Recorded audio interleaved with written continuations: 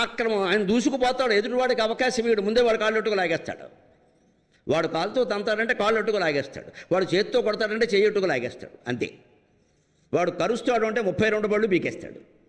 అది భీముడి లక్షణం. అది నిఖతాహిత వీరుడు. అలాగే ఆయన శత్రువులందరినీ సంహరించాడు. నిఖతాహిత వీరుడు వాని ముక్కునన్ వాతను కర్ణరంధ్రముల శోణిత ధారలొల్కగా వారక.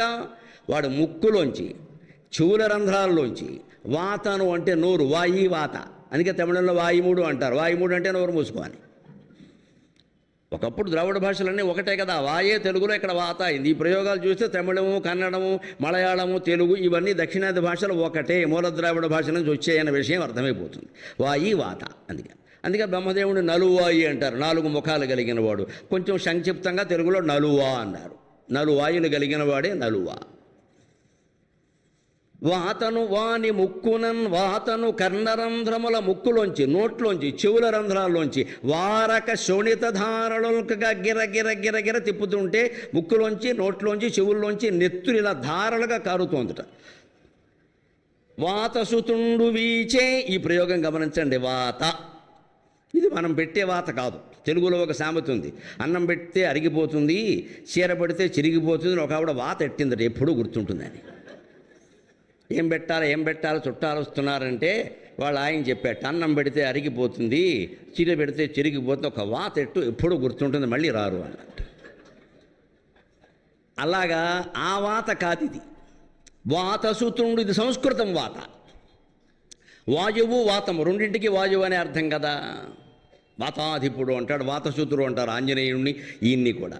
వాతసుతుండు వీచే. ఇలా జరాసంధుడిని పైకెత్తి వీచట్ట. ఇలాగా ఎలా తిప్పేట?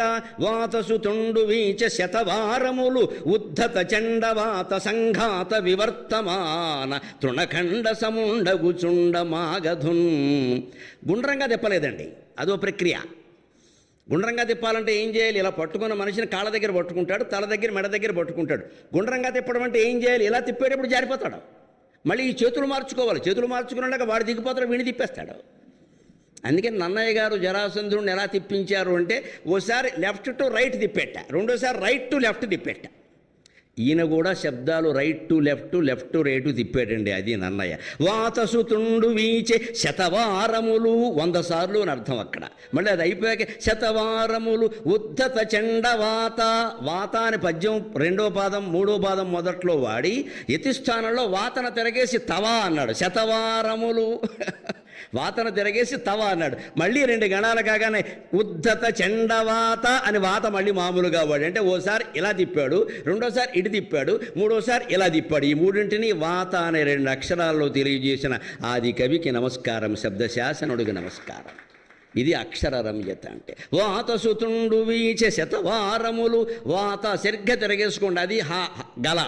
తవ అంటే లగ, అంతే. అటు గురువు ఇటు లఘువు మారితే చాలు, ఏమీ అక్షరాలు అచ్చులు ఏమీ మారలేదు. వాత తవ, మళ్ళీ వాత అంటే ఓసారి ఇలా తిప్పాడు, మళ్ళీ ఇలా తిప్పాడు, తిరగేశాడు, తవ అన్నాడు, మళ్ళీ వాత అన్నాడు. అలా 4 సార్లు తిప్పేసరికి వాడి ప్రాణాలు పోయి. వాతసుతుండు వీచే శతవారములు. అప్పటి వాడి స్థితి అలా ఉందిరా, అన్నిసార్లు వీచేసరికి అటు ఇటు. ఉద్ధత చండవాత సంఘాత వివర్తమాన తృణఖండ సముండగుచుండ మాగధున్.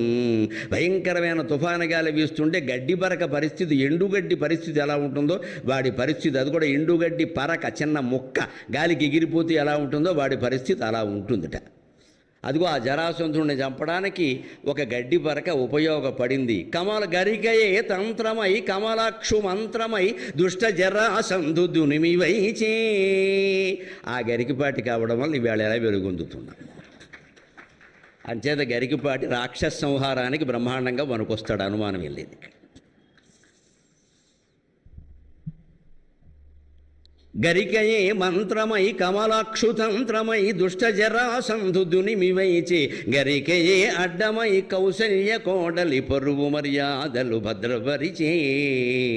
సీతమ్మ వారికి ఉపయోగపడ్డాం, జరాసంధుని వధలో భీముడికి ఉపయోగపడ్డాం. పైకొచ్చామంటే ఎందుకు రావండి, మంచి పనులు చేసిన వాళ్ళు పైకి వస్తారు.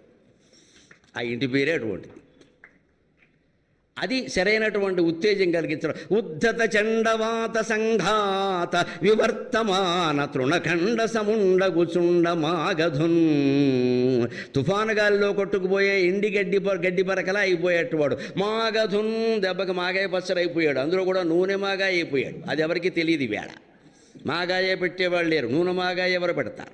నూనె మాగాయ అంటే నూనెలో కాస్త తేలుతూ ఉంటుంది. దాన్ని తినడానికి కూడా దమ్ము కావాలి. అంచేది వీడు మాగధును మామూలు మాగాయ కాదు, నూనె మాగాయలాగా వీడు నెత్తురు మాగాయ అయ్యాడు. వీడు నెత్తుల్లో తేలుతున్నాడు వీడు. ఇలాగ కేవలం వాత అనే 2 అక్షరాల ద్వారా అద్భుతమైనటువంటి ధ్వని, ఆ రౌద్ర రసాన్ని ధ్వనింపజేశాడు నన్నయ్య. ఇంకొక మాట విచిత్రమైనది చూద్దాం.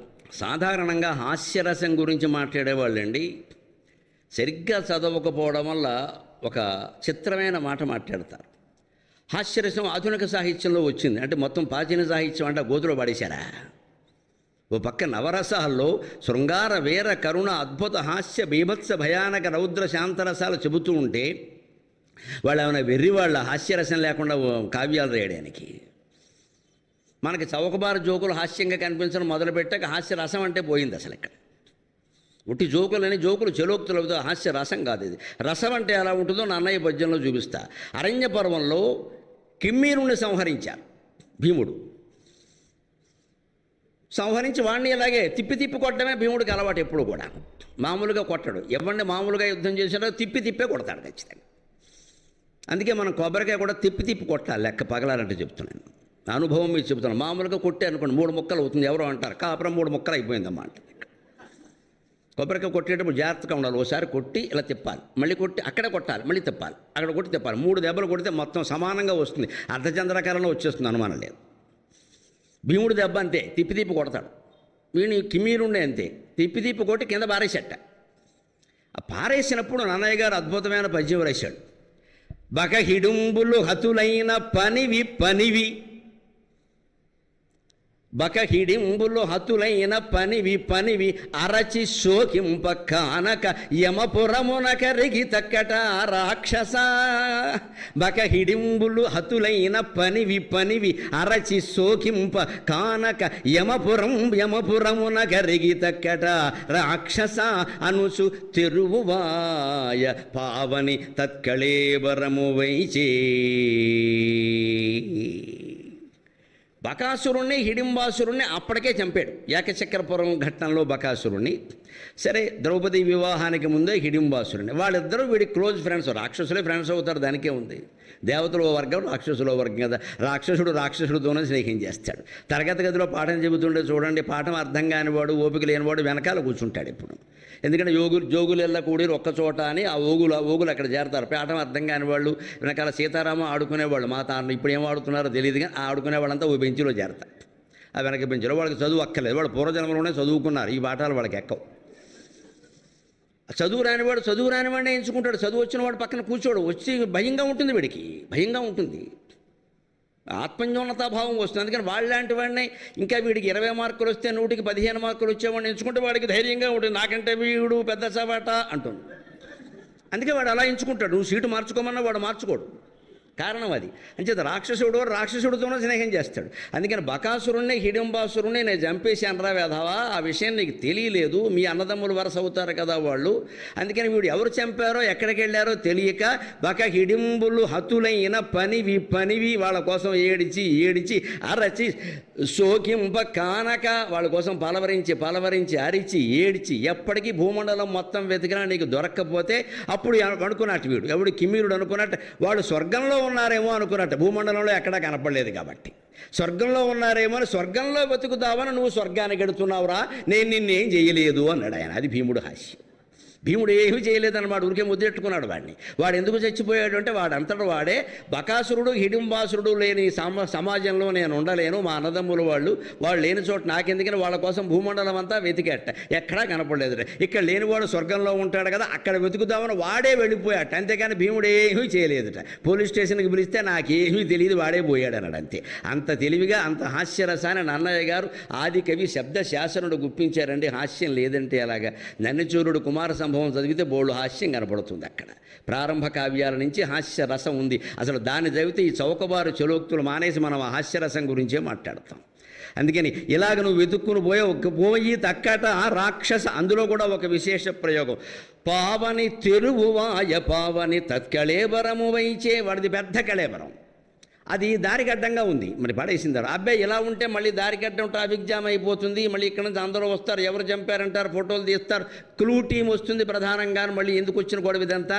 ఆ కళేబరాన్ని తీసి తెరువువాయ, దారికి పక్కనే మురికాలవ దగ్గర పారసేట్, నీ బతుకింతేరా అబ్బాయి అని. పావని అని వాడాడు కావాలనే, పవన కుమారుడని ఒకటి, చేసే పని పవిత్రంగా ఎలా చేయాలో తెలుసు, ఎవరికి ఇబ్బంది లేకుండా. అందుకని పావని పావని తత్కళేబరము వైచే అని నాన్నయ్య గారు హాస్యరసాన్ని పండించాడు. ఎర్రాప్రగడ ఆయన ఏం తక్కువవాడు కాదండి. సాధారణంగా ఎర్రాప్రగడ అనగానే అరణ్యపర్వశేషం ఒకటి గుర్తొస్తుంది. హరివంశం రాశాడు మహానుభావుడు, నృసింహ పురాణం రాశాడు, ఏం సామాన్యుడా, మన కర్మ కొద్దీ దొరకలేదు కానీ రామాయణం మొత్తం రాశాడు ఆయన. అటువంటి వాడు నిజానికి ఆయన వారధి కాదండి, వారిధి, ఆయన సముద్రం. కానీ ఇద్దరు మహాకవుల మధ్యలో వంతెనగా ఉండడానికి అంగీకరించిన ఔదార్యం కలిగిన మహానుభావుడు ఆయన. లేకపోతే ఎవరో రాసి వదిలేసిన దాన్ని అందుకుంటారా? నాకు అందుకే ఎర్రాప్రగడ మీద గౌరవంతో ఒక్క మాట చెప్పాలనిపించింది. సాగరఘోష కావ్యం రాసినప్పుడు, దువ్విన పాపటన్ మిగిలి దువ్విన పాపటన్ మిగిలి దుందుడు గొప్ప నటించు వెండ్రుకల్ క్రొవ్విరులట్లుగా దురిమి క్రొవ్విరులట్లుగా దురిమి కుంకుమ రేఖల దీర్చగా నిజంబు అబ్బ అరణ్య పర్వ కవివారిధి అరణ్య పర్వ కవివారిధి వారధి అయిన వాడు వేరెవరకో వారిధి వారధి అయిన వాడు వేరెవరకో ప్రబంధ పరమేశ్వరుడొక్కడు దక్క తెలుగునన్. ఆంధ్ర మహాభారత సరస్వతికి నన్నయ్య తెక్కెనలిద్దరూ కొప్పు దువ్వి జడ వేశారు, జుట్టు దువ్వి జడ వేశారు, వాళ్ళ అమ్మాయిగా భావించి. ఆడపిల్లలకి తల్లులే కాదు తండ్రులు కూడా జడవేయడం నేను చూశాను, అది ప్రేమ. ఒక్కోసారి తండ్రికి ఎంత కళ ఉంటుంది, వేసావులే నువ్వు తప్పుకో అని ఆయనే వేస్తాడు, అదో ప్రేమ. ఈ పిల్లలు కూడా అలవాటు పడితే నాన్నే వేయాలంటారు. అందుకని ఆ నన్నయ్య తెక్కెనలు ఆంధ్ర మహాభారత సరస్వతికి జడ వేశారు. అయితే జడ వేసినప్పుడు ఒక్క విషయం బాగా తెలుస్తుంది, ఇప్పుడు తెలిసే అవకాశం లేదు, చాలా తగ్గిపోయాయి జడలు. జుట్టు ఉంటే కదా జడ ఉండడానికి, కానీ పూర్వం బాగా ఉండేది. అందుకని ఈ మధ్యలో పాపట తీస్తారు, సింధూరం కదా. వహంతి సింధూరం ప్రబల కబరీ భారతి మిరద్విషాం బృందైర్బందీకృతమివ నవీనార్క కిరణం అని శంకరాచార్య చెప్పినట్టే ఈ సింధూరంలో కుంకుమ రేఖ తీర్చుతారు. అలాగా ఆంధ్ర మహాభారతం అనే సరస్వతీదేవికి నన్నయ్య తెక్కెనలిద్దరూ పుత్రభావంతో జడ వేస్తే ఎంత వేసినా సరే దువ్విన పాపటన్ మిగిలి దుందుటు గొప్ప నటించు వెంట్రుకలు అటు వరకుండా ఇటు వరకుండా కొన్ని వెంట్రుకలు కొసల్లా ఉంటాయండి. కొసలు అలా నాట్యం ఆడుతూ ఉంటే గాలికి అల్లల్లాడుతూ ఉంటాయి. అవి అందంగానే ఉంటాయి కానీ ఎక్కువగా ఉంటే ఇబ్బందిగా అవి కూడా తోసేద్దాం ఇటుపక్క అటుపక్క చూస్తారు, అవి వెళ్ళవు. అందుకని ఆయన ఒక ఉపాయం చేశాడు. అలాగే ఇటుపక్క నన్నయ్య గారు అటుపక్క తెక్కెన గారు తలదు వదిలిపెడితే మధ్యలో కొన్ని అలకలు మిగిలిపోయే, అవి అరణ్య పర్వశేషం. వాటిని చక్కగా దువ్వి కుంకుమ రేఖల తీర్చగా ఆ నుదుటి మీద కుంకుమ రేఖ పెట్టేస్తే మొత్తైదు అద్భుతంగా ఉంటుందయ్యా, దువ్వాల్సిన పనే ఉంది అక్కడ అని అరణ్య పర్వశేషం ఆంధ్ర భారత మహాసరస్వతి అనే మొత్తైదువుకి పాపటలో ఎర్రనగారు దిద్దిన సింధూరపు రేఖ అని వర్ణన చేశాను నేను. దువ్వెన పాపటన్ మిగిలి దుందుడు గొప్ప నటించు వెండ్రుకల్ క్రొవ్విరులట్లుగా దురిమి కుంకుమ రేఖల దీర్చగా నిజంబు అవ్వ అరణ్య పర్వ కవివారిధి వారధి అయిన వాడు వేరెవరకో ప్రబంధ పరమేశ్వరుడొక్కడు దక్క తెలుగునన్. తాను స్వయంగా సముద్రం లాంటివాడు. నిజంగా పోతన గారి భాగవతాన్ని చదివి నృసింహ పురాణం చదివితే నృసింహ పురాణంలో ఎన్ని మూలాలు భాగవతం ప్రహ్లాద చరిత్రకు ఉన్నాయో అర్థమైపోతుంది బాగా. అన్ని మూలాలు ఎర్రన గారివి. అంత గొప్పవాడు. ఎర్రనంటే ఏమి ఏదో మధ్యలో ఉండేటువంటి కవి కాదు. అరణ్య పర్వశేషం రచించను ఇద్దరి మధ్యలో ఓ చిన్నపాటి కదా కవి, చిన్ముద్రపాటి కవి ఎర్రన అంటేను. అందుకని అటువంటి వాడు ఎవడు ఉంటాడండి, తాను స్వయంగా వారిధై ఉండి వారధి కావడానికి అంగీకరించాడు. పైగా ఎంత ఔదార్యం అంటే మహానుభావుడికి ఆ అరణ్య పర్వశేషంలో ఆశ్వాసాలన్నీనండి. ఇది నన్నయ్య భట్ట విరచితమైన అరణ్య పర్వశేషం అని రాశాడండి. ఏమనాలమ్మా ఆ మహానుభావుడు ఔదార్యాన్ని, ఏమనాలి. వేళ ఏదో 2 ముక్కలు రాస్తే అంతకంటే ఎక్కువగా మన ఫోటో వేసుకుని ప్రచారం చేసుకుంటాం. ఇది రాసింది నేనే అంటుండే ఇక్కడ. అంత పెద్ద అరణ్యపర్వశేషాన్ని పూర్తి చేసి నన్నయ్య తిక్కనల మధ్యలో ఇరుక్కుపోయిన ఎర్రాప్రగడ ప్రతి ఆశ్వాసానికి ఇది నన్నయ్య భట్ట విరచితం అని రాశాడమ్మా. ఆయన పేరు వాడుకోలేదు, ఆయన పేరు చెప్పలేదు. అక్కడ ఆ శైలిని బట్టి పద్ధతిని బట్టి గమనించి చెప్పారు. ఇతర రచనల్లో ఆయన నేను రాశాను అని చెప్పడం వల్ల తెలిసింది తప్పితే లేకపోతే తెలిసేది కాదు నన్నయ్య భట్టుదే అనుకునేవాళ్ళం. అంత ఔదార్యం ఇవాళ. తన రచన అయినప్పటికీ అక్కర్లేదు నన్నయ్య గారికి ఆ పేరు మిగలాలి, మహానుభావుడు రాసే ఉంటాడు, ఎక్కడో కెలమైపోయి ఉంటాయి, అంతకంటే ఉందన్న భావనతో 200 ఏళ్ళు గడిచిపోయింది కాబట్టి ఆయన రాసి ఆయన పేరు పెట్టాడండి. ప్రతి ఆశ్వాసించేవారు ఆశ్వాసాంత గజ్జి చూసి ఎర్రాప్రగడ నీకు మా చర్మం ఒలిచి చెప్పులు కుట్టించాలయ్యా అనుకున్నాను నేను. ఎంత త్యాగం, ఎంత త్యాగం! సాహిత్య రంగంలో ఎవరికైనా ఉంటుందా? ఇతరుల రచనలే మనమని చెప్పేసుకుంటారు, వేదికల మీద రకరకాల పద్యాలు పాడేస్తారు, ఎవరిదో చెప్పరు, ఎవరిది చెప్పబోతే వీరిది అనుకుంటారు కదా అని. అది అంతకంటే ద్రోహం మరొకటి లేదు. మన పద్యం అయితే చెప్పక్కర్లా, లేదు చెప్పినా పర్వాలా, కానీ ఇతరుల పద్యం మనం పాడేప్పుడు వారిదేం చెప్పాలి, ఖ్యాతి వారికి దక్కాలి. అటువంటి గ్రంథచౌర్యాలు జరుగుతున్న రోజుల్లో తాను స్వయంగా రాసిన గ్రంథాన్ని నన్నయ్య భట్టు పేరు మీద పెట్టాడంటే ఏమనాలి ఎర్రాప్రగడ కీర్తి గురించి. ఆయన ఎంతటి హాస్యరసం చొప్పిస్తాడో తెలుసా. మనలో చాలా ఈవేళ మనకి గ్రహగతులు నమ్మకం మీద బాగా ఆందోళన ఉంటుంది ఖచ్చితంగా. ఏమిటో ఈ మధ్య అష్టమ శని అంటున్నారండి, ఏలినాడు శని అంటున్నారండి, రాహుకాలం అంటున్నారండి, శని మహర్దశ అంటున్నారండి అని బెంగ ఉంటుంది కదా. మన మొత్తం బెంగ పోగొట్టే ఒక్క మాట చెప్పారండి ఎర్రాప్రగడ అరణ్యపర్వ భాగంలో. ఈ ఇంద్రియాల నిగ్రహాన్ని గురించి, వార్ధక్యాన్ని గురించి అనేక విశేషాలు చెబుతూ ఒక్క మాట చెబుతారు, మీరేం కంగారు పడద్దు, 70 ఏళ్ళు దాటిన వాళ్ళకి గ్రహబలం ఉండదుటండి, అసలు గ్రహాలు వాళ్ళ మీద పని చేయవుట. ఇది ఆశ్చర్యకరమైన మాట. 70 ఏళ్ళు దాటితే మీరు అదృష్టవంతులు, మీ మీద ఏ గ్రహాలు పనిచేయవు అన్నాడు. ఎందుకు పనిచేయవో మంచినీళ్ళ తెగ నిరూపణ చేద్దాం. విను 70 ఏండ్ల దాకను మానవులకు గ్రహోపఘాతంబులు కల్గును. విను 70 ఏండ్ల దాకను మానవులకు గ్రహోపఘాతంబులు కల్గును, అనంతరంబ గ్రహముల పని వలవదు. మీరేం కంగారు పడక్కల, 70 ఏళ్ళు దాటాయంటే ఆనందంగా ఉండొచ్చు. అందుకని ఎవరైనా నాకు మళ్ళీ 64, 65లో ఉంటే 5 ఏళ్ళు తొందరగా రావాలని కోరుకోండి, గొడవ ఉండదు. ఇంకా ఏ గ్రహం బలం మన మీద పనిచేయదుట. అష్టమ శని లేదు, ఏలినాడు శని లేదు, రాహుకాలం లేదు, నయదంతార లేదు, ఏమీ లేదు. నవగ్రహాలు కాదు 9 కోట్ల గ్రహాలు కూడా మన ఏం చేయలేవుట. 70 ఏళ్ళ వయసు దాటడం అంత అదృష్టం అంట.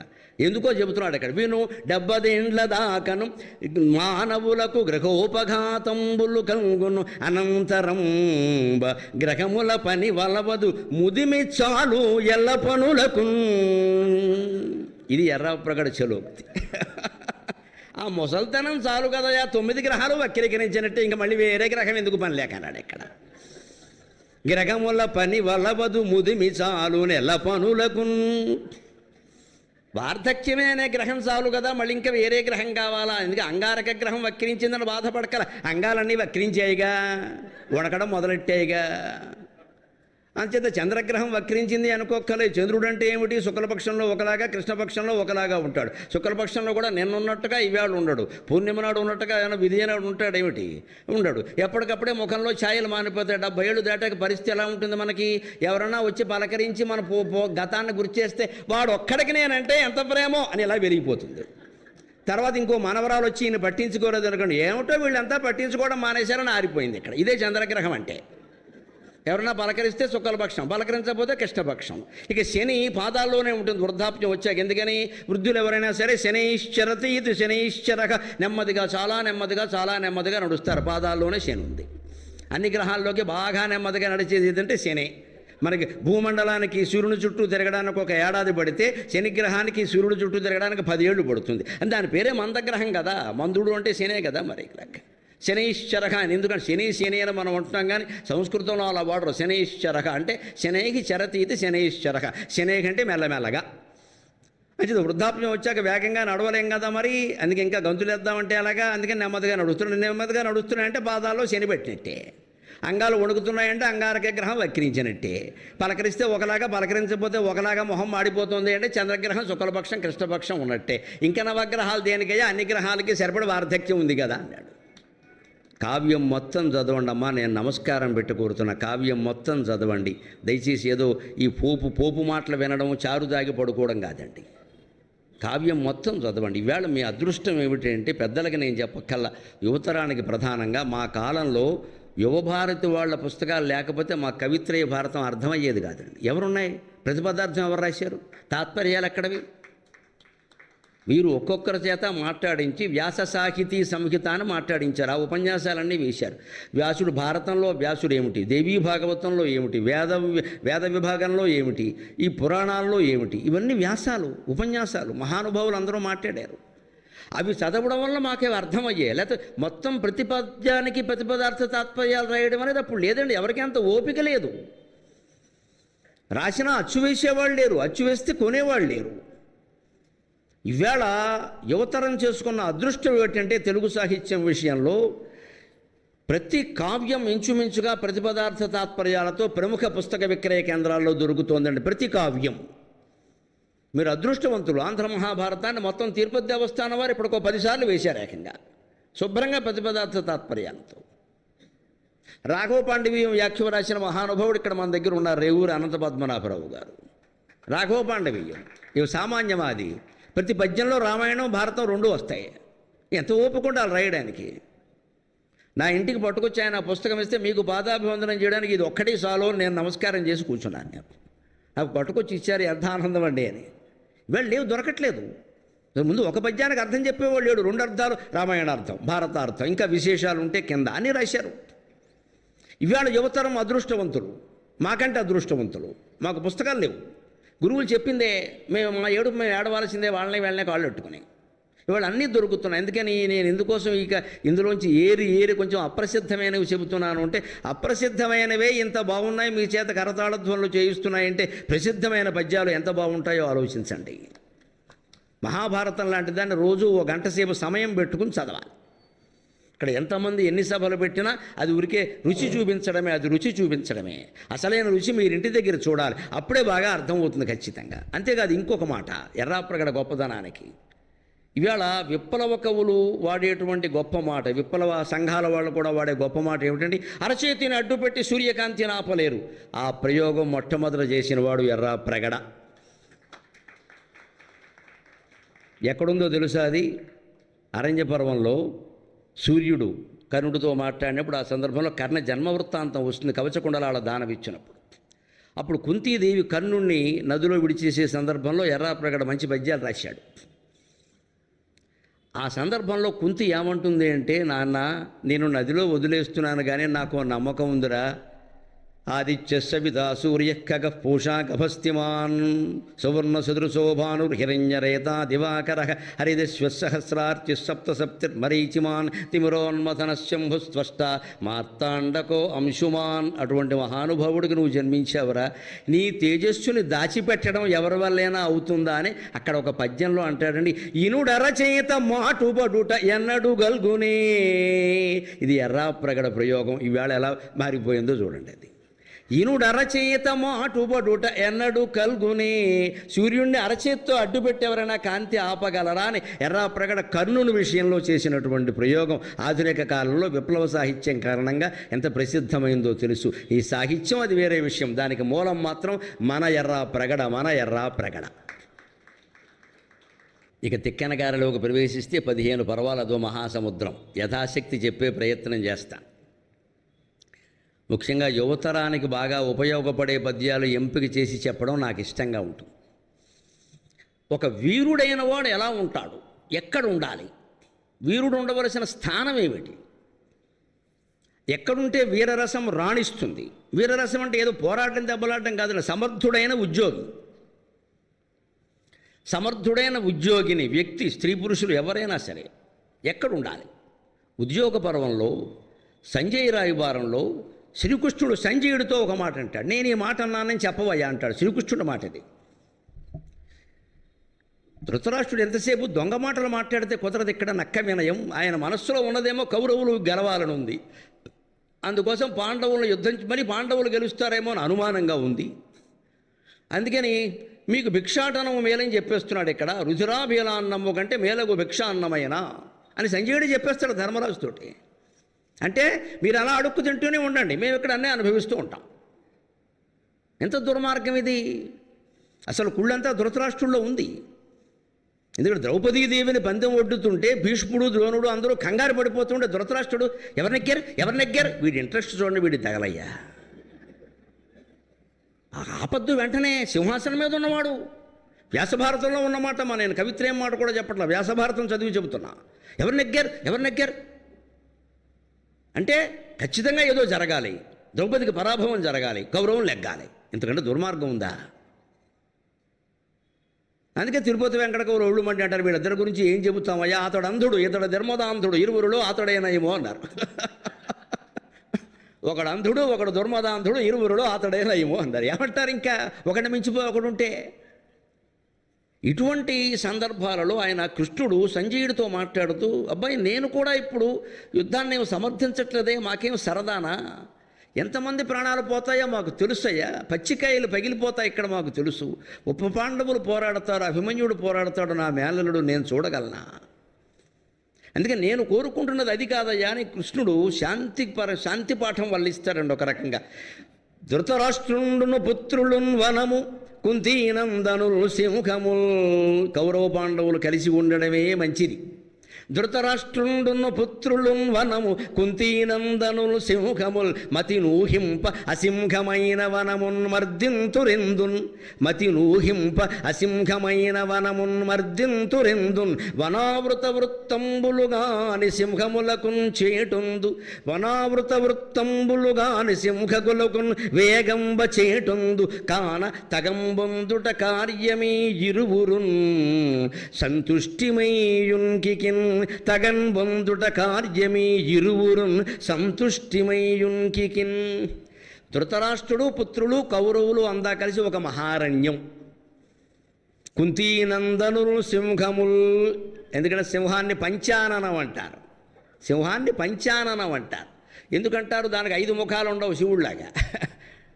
పంచితమైన ఆననం కలిగింది అంటే ఎప్పుడూ నోరు తెరుచుకునే ఉంటుంది సింహానికి.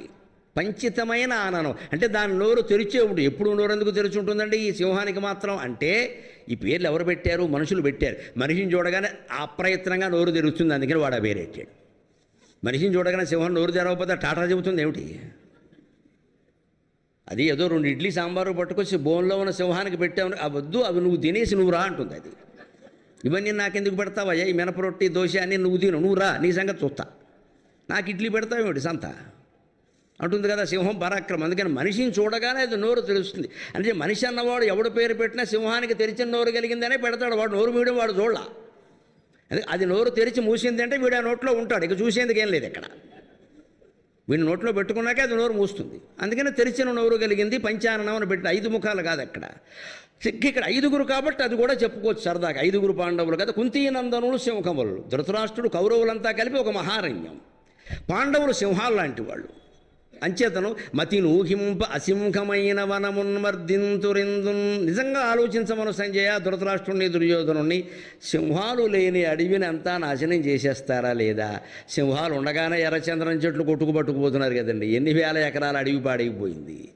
అందుకే పూర్వం వాళ్ళు ఎప్పుడు ఆ అరణ్యాలు దుర్గమంగా ఉన్న చోట వాటిని దుర్గమంగానే ఉంచేవారు. అక్కడ సింహాలను ఉండనిచ్చేవారు, కాల్చేసేవారు కాదు. సింహాలు పెద్ద పుల్లు ఉంటే మనుషులు అక్కడికి వెళ్లకుండా ఉంటారు. ఈ తుపాకీ అనే దిక్కుమాలిన ఆయుధం ఒకటి వచ్చిన తర్వాత అన్నింటినీ చంపేయడం, చాటు నుంచి వీడేదో మహావీరుడు, చాటు నుంచి చంపేవాడు వీరుడు ఎలా అవుతాడండి పని లేక. అలా మొదలుపెట్టారు ఇక్కడ. అయితే పూర్వం అలా ఉండేది కాదు పరిస్థితి అక్కడ. అందుకని సింహాలు అరణ్యాలతో పాటు సింహాలని కాపాడుకోవాలి, పెద్ద పులుల్ని కాపాడుకోవాలి. వాటిని కాపాడుకోవాలంటే వాటికి ఇడ్లీ సాంబారు పెడితే కుదరదు, అక్కడ పెరిగే జంతువుల్ని పెరగనియ్యాలి. అదేదో 2 లేళ్ళు చప్పరిస్తుంది పొద్దున్న ఊరుకోవాలి కదా, దానికి జీవకారుణ్య సంఘం అని కేసెట్టకూడదు అక్కడ. దాని గొడవ దాంది, దానికి ఇడ్లీ పెడితే తింటుందా, దానికి రేడు కావాలా, వేసేసింది వదిలే, ఆ విషయం వదిలే. ఇంకా నువ్వు అక్కడ సంతాప సభ పెట్టకు, అది వేరే విషయం అది. అందుకే అక్కడ జంతువులను అలా ఉండనిస్తే అరణ్యాలన్నీ బాగుంటాయి. ఎందుకంటే కౌరవులంతా ఒక మహారణ్యమయ్యా, పాండవులు సింహాలు లాంటి వాళ్ళు. సింహాలు లేని వనం ధ్వంసం అయిపోతుంది. అంతేకాదు వనావృత వృత్తంబులుగాని సింహములకు చేటుందు వేగంబ చేటుందు.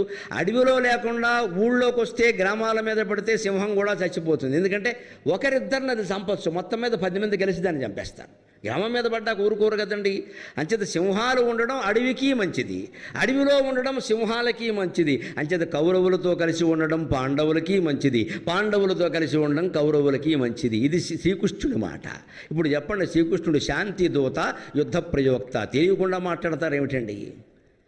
భూభారం తగ్గించడానికి ఆయన పుట్టాడు. భూభారం తగ్గించడం అంటే భూదేవి స్పష్టంగా చెప్పింది, కొన్ని కోట్ల మంది ధర్మరాజు లాంటి వాళ్ళు ఉన్నా నేను భరిస్తా, ఒక్క దుర్యోధనుడిని భరించలేను అని చెప్పింది ఆవిడ. భూభారం అంటే దుర్మార్గులు భూభారం అండి. సన్మార్గులు ఎంతమంది ఉన్నా భూదేవికి భారం కాదు. ఆ దుర్మార్గుల భారం పెరిగినప్పుడు అవతారం అయితే ఆయన తప్పనిసరి అయితే యుద్ధాన్ని చేస్తాడు, సాయం చేస్తాడు ధర్మపక్షంలో. కానీ యుద్ధాన్ని భగవంతుడు కోరుకోడు, తన సృష్టిని తాను నాశనం చేసుకుంటాడా? అవతారాలు ఎత్తింది అందుకోసం కాదు, ధర్మరక్షణ కోసం. దానికి అవసరమైతే యుద్ధము చేస్తాను, దానికేముంది. అంతేగాని శ్రీకృష్ణుడు శాంతి దూత. కర్ణుడి దగ్గరికి వెళ్ళింది, కర్ణుడిని ఏదో ఇటు లాక్కొచ్చేసి పార్టీ బలం పెంచేద్దామని రాజకీయాలు చేయలేదు ఆయన. అక్కడ కర్ణుడే ఇటు వస్తే యుద్ధమే ఆగిపోయేదమ్మా. ఖచ్చితంగా దుర్యోధనుడు యుద్ధం చేయడు, అది శ్రీకృష్ణుడి మంత్రం. కర్ణుడు వచ్చేస్తే యుద్ధం చేయడు. ఇంకా కర్ణుడితో భారతం సరి, కార్తీక మాసంతో వానల సరి, తెలుగు వాళ్ళు పుట్టించిన సామెత. కర్ణుడితో భారతం సరి, కార్తీక మాసంతో వానల సరి. కార్తీక మాసం వరకు కూడా కొంచెం వానలు అప్పుడప్పుడు దోబూచులు ఆడుతూ ఉంటాయి. ఇక మార్గశిరం వచ్చిందంటే చలే ఉండదు. ఇంకా అంటే కర్ణుడు 17వ రోజున కర్ణుడు చనిపోయాక 18వ రోజున శల్యుడు యుద్ధం చేసిన దుర్యోధనుడు ఏం లేడు అక్కడ. వాడు మడుగులోకి వెళ్ళిపోయాడు. వెంటనే వాడు అయిపోయింది. ఇంకా శల్యుడు ఎవడు వాళ్ళ మేనమామే, ఉంటేవాడికే పోతేవాడికే వెళ్ళిపోయాడు అక్కడ. అంచేత కర్ణుడితో యుద్ధం ఆగిపోవాలన్న ఉద్దేశంతో కృష్ణుడు కర్ణుడిని రప్పించే ప్రయత్నం చేశాడు. కానీ వేరే రాజకీయాలను దళారీ వ్యాపారాలు పరమాత్మ చెయ్యడండి. పరమాత్మ మీద అప్రతిష్ట పంచాంగాలు వెలువరించద్దు దయచేసి. ఆయన శాంతి దూత. అందుకే స్పష్టంగా చెబుతున్నాడు ఇక్కడ. వాళ్ళు అరణ్యం లాంటి వాళ్ళు, వీళ్ళు సింహాలు. సింహాలు ఎప్పుడూ అరణ్యంలోనే ఉండాలి. అరణ్యంలో సింహాలు లేకపోతే అరణ్యానికి కూడా నష్టం, సింహాలకి నష్టం. కాన తగంబుందుట కార్యమీ ఇరువురును సంతుష్టిమయ్యున్కికిన్. యువతరానికి బాగా ఉపయోగపడుతున్నాను. ఎందుకు చెబుతున్నాను అంటే ఇవాళ కాస్త తేడా వస్తే వీళ్ళు ఉద్యోగాలు మారిపోతున్నారు, వాళ్ళు తీసేస్తున్నారు. ఎవడో ఇంకో 10,000 ఎక్కువ ఇస్తాను కానీ ఉద్యోగం మారిపోతారు. ప్యాకేజీ ఎంత అని అడగడం. ఇక్కడ 36 lakhs అంటే నెలకు 3 లక్షలు. అది సరిపోలా, నెలకు 3 లక్షల. మా బతుకులకి రిటైర్ అయ్యాక కూడా మొత్తం జీతం 30 ఏళ్ళు కలిపినా అంత లేదు. ఇక్కడ మొత్తం సంపాదన అంతా కలిపినా 3 లక్షలు లేదు. వీడికి నెలకు 3 లక్షలు ఇస్తే 3 lakhs ఓన్లీ ఏమిటయ్యా? ఓఎన్లు 70 వాడాల్సింది అక్కడ. ఇంకోటి ఎవడో 3,50,000 ఇస్తాను 40 lakhs అనగానే వెళ్ళిపోతున్నాడు ఇక్కడ. కాబట్టి ఆ సంస్థల వాళ్ళకి నమ్మకం పోయింది. వాళ్ళు ఏం చేస్తున్నారు? ఈ 36 లక్షలు ఇచ్చేవాడికి ఎవడైనా 26 లక్షలకు వస్తానంటే వీడిని బీకేస్తున్నాడు. అయిందా? వారికి నమ్మకం లేదు వీరి మీద, వీరికి వారి మీద నమ్మకం లేదు. పరస్పరం అవిశ్వాసంతో వ్యవస్థ నడుస్తుంటే ఆత్మహత్యలు కాకపోతే ఏం జరుగుతాయండి? దానికి భారతం చూపిస్తున్న పరిష్కారం, సమర్థుడైన వ్యక్తి సమర్థుడైన సంస్థలోనే ఉండాలి. సింహాలు అడవిలో ఉన్నట్టే. ఒక మంచి సంస్థలో మనం చేరాము అంటే 10,000 ఎక్కువ కానీ తక్కువ కానీ కరోనా వల్ల జీతాలు ఇవ్వలేకపోని ఆయన నమ్ముకుని అక్కడే ఉండాలి. అదే కృతజ్ఞత. ఇంతకాలం పోషించారు మమ్మల్ని, ఇప్పుడు జీతాలు ఇవ్వకపోతే వదిలేస్తామా అనే దృష్టి ఉద్యోగులకి ఉండాలి. అలాగే యజమానికి కూడా, అయ్యో ఇంతకాలం ఉన్నాడైనా మనం కాస్త కరోనాలో సగం జీతమైనా ఇవ్వాలి కదా, లేకపోతే అలాగా అనేటువంటి కరుణామయ భావన ఆయనకి ఉండాలి ఖచ్చితంగా. ఈ పరస్పర సంబంధం బాగుంటేనే ఆయన ఆ ఇద్దరు రాణిస్తారు. అది మనం గ్రహించాలి. అందుకోసం శ్రీకృష్ణుడు ఈ పద్యం చెప్పి తిక్కన గారి పద్యాల్లో ఒకటి సాధారణంగా వ్యాసస్తుతి చాలామంది పొరపడతారు. ప్రాంశుపయోధనీలతను భాషితు భీష్మ పర్వంలో ఇది. ఆయన సంజయుడు యుద్ధవర్ణనలు చేస్తూ ఆ యుద్ధవర్ణనలు చేయడానికి వీరుల మనోభావాలు కూడా గ్రహించడానికి వీలైన దివ్య దృష్టినిచ్చినటువంటి వ్యాసుడికి నమస్కారం చేస్తాడు. అప్పుడు రాసిన పద్యం ఇది. ప్రాంశుభయోధనీలతను భాషితు ఉజ్వల దండధారు పింగంసు జటఛటాభరణు ఆగమ పుంజ పదార్థ తత్వ నిస్సంశయకారు కృష్ణ మృగ చర్మకృతంబర కృత్యు భారతీ వంశ వివర్ధను త్రిదశ వందితు సత్యవతేయుగొంచెదన్. ఒక వ్యక్తి రూపచిత్రణ చేయడానికి ఇంతకంటే గొప్ప అలంకారయుక్తమైన పద్యం ఉండదండి. ఖచ్చితంగా అలా దించేశాడంటే బొమ్మ వేదలుచుకుంటే బాపు గారు లాంటి వాడు శుభ్రంగా వేసేయచ్చు అక్కడ. ప్రాంశుపయోధనీలతను భాషితు. ఇది కొంతమంది ఎర్రాప్రగడ పద్యం అని పొరపడతారు. అలాగే కొంతమంది పోతన గారు భాగవతంలో ఉంది అంటారు. ఈ రెండిట్లోనూ లేదు. భీష్మ పర్వం ప్రారంభంలో ఉంది ఈ పద్యం. తిక్కన గారు రాసిన పద్యం ఇది. ప్రాంశుపయోధనీలతను భాషితు. ఆషాఢమాసంలో శ్రావణ మాసంలో కనిపించే పొడవైన మేఘాలు ఎలా ఉంటాయో అటువంటి మేఘశ్యామల దేహంతో ప్రకాశిస్తూ ఉంటాడట వ్యాస భగవానుడు. కృష్ణుని అవతారం కదా, కృష్ణద్వైపాయనుడు. ఆయన నల్లని మేఘంలాగే ఉంటాడు. ఉజ్వల దండధారు. ఆయన చేతుల్లో దండం ఉంటుంది ఎప్పుడు. ఎందుకు ఉంటుందండి దండం? ఎవడైనా అడ్డం వస్తే కొట్టడానికా, లేదా కుక్క ఎదురైతే కొట్టడానికా? తపశ్శక్తిని మొత్తం నిల్వ చేసేది దండం. అది బ్యాటరీ. దండం మామూలుగా ఉండదండి. తపశ్శక్తి మునుల దగ్గర కమండలం దండం 2 ఉంటాయి ఎప్పుడు కూడా. ఎందుకంటే శాపం ఇయ్యాలన్నా వరం ఇయ్యాలన్నా నీరు వాడాలి. మంత్రశక్తిని ఎప్పుడు నీరు కండక్ట్ చేస్తుంది, తీసుకుంటుంది ఖచ్చితంగా. యంత్రశక్తి, మంత్రశక్తి, తంత్రశక్తి మూడింటికి నీరు వాహిక. అందుకని మునులు పక్కన కమండలం పెట్టుకుంటారు. ఎవడైనా తిట్టాలి, కుక్క అవుతావు అనాలంటే కమండలం లేకపోతే అవడం, ఎంత శక్తి ఉన్నా సరే. కనీసం వాటర్ బాటిల్ అయినా ఉండాలి, తప్పదు. అది పెట్టుకుని అది అవుతావు అంటే అవుతాడు అంతే. ఎందుకంటే ఈయన మంత్రాన్ని ఈ దీంట్లోకి రప్పించాడు, ఈ నీళ్లలోకి. నీరు గ్రహించింది, ఆ నీళ్లు వాడి మీద జల్లాడు, అది వాడి మీద పనిచేసి ఆ శక్తి అలా పనిచేస్తుంది. అది ఖచ్చితంగా నేను కొన్ని సందర్భాల్లో కొంతమంది స్వాముల దగ్గర ప్రత్యక్షంగా చూశాను కూడా. నిరంతరం మంత్రజపం చేస్తూ మన మెడలో ఒక రుద్రాక్షమాల కానీ, ఆ స్ఫటిక పూసల దండ కానీ ఏదైనా ధరిస్తే ఆ నిరంతర జపం కారణంగా ఆ దండకు ఆ శక్తి వస్తుంది. ఆ దండను మనం చేతిలో పెట్టుకుంటే ఎదురుగా ఎవరైనా కొబ్బరికాయ పట్టుకుని కొంచెం దూరంలో నిలబడితే ఈ దండ పట్టుకుని మీరు ముందుకెడితే ఆ కొబ్బరికాయ పైకి లేవడం నేను చూశాను, ఇటీవల చూశాను, చాలా స్పష్టంగా చూశాను నేను. అయ్యి బాబోయ్, మంత్రశక్తిని దండం పెట్టుకున్నాను నేను. సరిగ్గా ఈ చేతిలో ఒక పళ్ళెంలో దండ, ఆయన మాంత్రికుడు మంత్రవేత్త ధరించిన జపమాల, అది పళ్ళెంలో ఉంది. ఇలా పట్టుకుని నిలబడి అలా ముందు కడుతుంటే కొబ్బరికాయ పైకి లేచింది. నేను అడిగాను, ఇదేమిటన్నా? మామిడికాయ అయితే లేవదంటే కొబ్బరికాయలు వేస్తున్నాను నేను, ఎందుకంటే కొబ్బరికాయలో నీళ్లు ఉన్నాయి. అంత శాస్త్రీయంగా వివరించాడు. ఇదేదో నా మహిమ అనలేదు ఆయన. ఇది మంత్రశక్తి అండి. మీరు శక్తిని హేతుబద్ధంగా నిర్వచించి చెబుతున్నారు నరసింహారావు గారు. ఇది కూడా చెప్పండి, మంత్రశక్తి ఏమిటో తెలుస్తుంది జనానికి. ఖచ్చితంగా మంత్రశక్తి ఉంది, ఏమి సందేహించక్కర్లేదు దాన్ని. యంత్రశక్తి ఎలా సత్యమో, తంత్రశక్తి ఎలా సత్యమో. యజ్ఞం, తంత్రం అంటే యజ్ఞం, మంత్రం అంటే మంత్రం. అందుకే లలితా సహస్రంలో మీరు చూసుకోండి, మహాతంత్ర, మహామంత్ర, మహాయంత్ర, మహాసన, సర్వమంత్రస్వరూపిణి, సర్వయంత్రాత్మిక, సర్వతంత్ర రూప మనోన్మని. మంత్రం వచ్చిన చోటలా యంత్రతంత్ర రెండూ వస్తాయి. ఎందుకు వస్తాయి? శక్తి మూడు రకాలు. ఆ శక్తి పనిచేస్తూ ఖచ్చితంగా నిరంతర మంత్రజపం చేస్తూ ఆ మాలను మనం మెళ్ళలో ధరించిన చేత్తో పట్టుకుని అది పనిచేస్తుంది. ఆ మాలను మనం చేత్తోనే పట్టుకుని ముందు కడితే ఖచ్చితంగా ఆ నీళ్లు ఉన్న చోట గ్రహిస్తుంది. అందుకే కమండలం నుంచి నీళ్లు తీసి తక్షణమే రంభరాయి యొగ్గోక అన్నాడు విశ్వామిత్రుడు. రంభరాయి అయింది. అదే ఎవరికో వరం ఇచ్చినప్పుడు ఈ రాయి స్త్రీ ఎగ్గుగాక వెంటనే అవుతుంది. నీళ్లు పడితేనే అవుతుంది, మంత్రం వల్లే అవ్వదు. లెక్క భౌతిక శక్తి. అది మంత్రశక్తి కూడా భౌతిక శక్తి. మనిషి తపశ్శక్తి అయినా భౌతికంగా పనిచేస్తుంది అక్కడ. అందుకని ఉజ్వల దండధారు ఆ తపశ్శక్తిని ఎక్కడ నిక్షిప్తం చేస్తారు అంటే ఈ యోగదండంలో. అందుకే మనకి వశిష్ఠ విశ్వామిత్రుల మధ్యలో జరిగిన యుద్ధంలో వశిష్ఠుడు యుద్ధం చేయలేదు. విశ్వామిత్రుడు బాణాలు వేస్తుంటే, గాదినందనుడుగా వచ్చి బాణాలు వేస్తుంటే వశిష్ఠుడు యుద్ధం చేయాల, యోగదండాన్ని అక్కడ పెట్టాడు అంతే, నువ్వు వేసుకో అన్నాడు. మొత్తం అన్నీ అక్కడికి వచ్చే వెనక్కి వెళ్ళిపోయాయి, దాన్ని తగిలి వెనక్కి వెళ్ళిపోయాయి, అది దాటి రాలేకపోయాయి. అంటే వశిష్ఠుని తపశ్శక్తిని యోగదండంలో నిక్షిప్తం చేశాడు. అది దండధరుడు.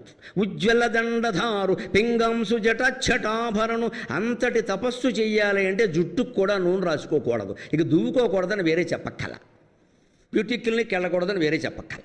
అలా ఉంటే తపస్సు నడవు. తపన వేరు, పతనం వేరు.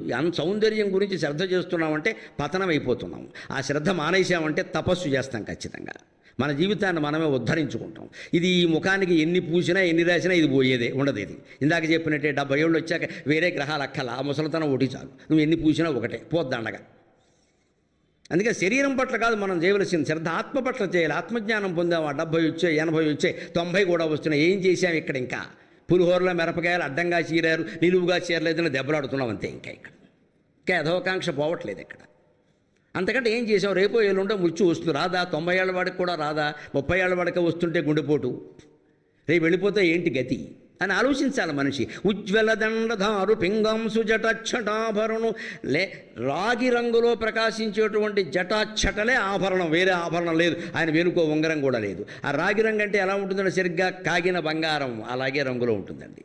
బాగా కరిగిన బంగారం ఉంటుంది, అది ముదురు రాగి రంగులో ప్రకాశిస్తూ ఉంటుందండి. అదే ఆభరణం, బంగారంతోనే కదా ఆభరణాలని. ఆగమ పుంజ పదార్థతత్వ నిస్సంశయకారు. శాస్త్రాల్లో ఎక్కడ, ఆగమాల్లో ఎక్కడ సందేహం వచ్చినా, వేదాల్లో ఎక్కడ సందేహం వచ్చినా వ్యాసభారతం చదివితే ఆ సంశయాలు తీరిపోతాయి. ఆగమ పుంజ పదార్థ తత్వ నిస్సంశయకారు. వేదంలో ఎక్కడైనా చదివిన దానికి దీనికి ఉదాహరణ ఏమిటి, ఆధారం ఏమిటి, ఇది నిజమా కాదా అని వేద పండితులకు అనుమానం వస్తే వ్యాసభారతం కానీ వ్యాసభాగవతం కానీ చదివితే దాంట్లో దానికి కృష్ణలీలలోనూ వాటిలో దానికి ఉదాహరణ దొరుకుతాయి. అందుకే వ్యాసుడే వ్యాసభారతం ఆది పర్వంలో ఒక గొప్ప మాట చెబుతాడు మన పురాణాల గురించి. వేదాలు శాస్త్రాలు మనం గౌరవిస్తే సరిపోదండి, పురాణాలను కూడా గౌరవించవలసిందే. అవి వ్యాసుడే రచించాడు. 18 పురాణాలు గౌరవించవలసిందే. పుక్కిటి పురాణాల సంగతి వేరే, 18 పురాణాలు గౌరవించవలసింది. ఎందుకు అంటే పురాణ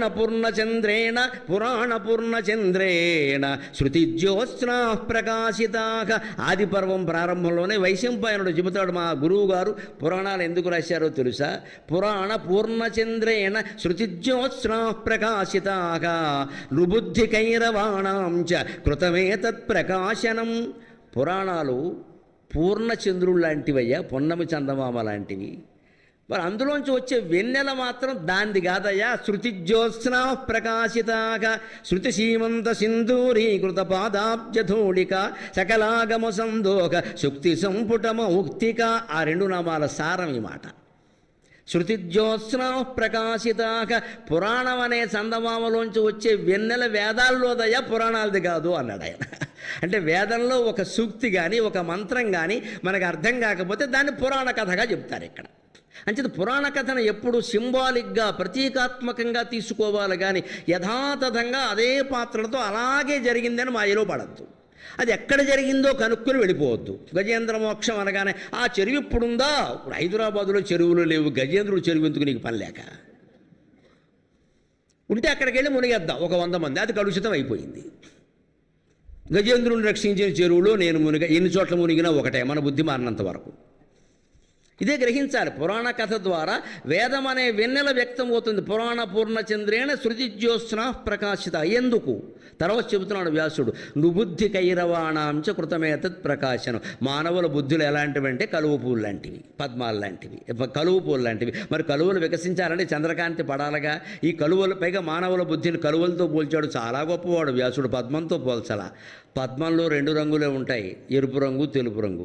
అరవిందం అంటారు ఎర్రగా ఉంటే, తెల్లగా ఉంటే పుండరేకం అంటారు. నీలం రంగు, నలుపు రంగు ఉండదు. కానీ కలువల్లో 3 రంగులు ఉంటాయి.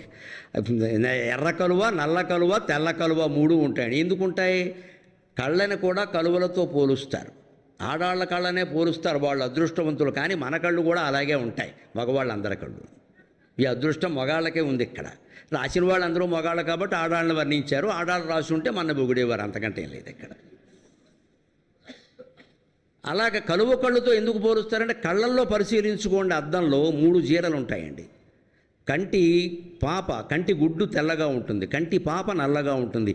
ఈ పక్క ఆ పక్క ఎర్రజీర కనపడుతూనే ఉంటుంది. సరిగ్గా సత్వరజస్తమో గుణాలు. ఆ కనుగుడ్డు సత్వగుణం, కంటి పాప తమో గుణం, మధ్యలో ఎర్రజీర రజోగుణం.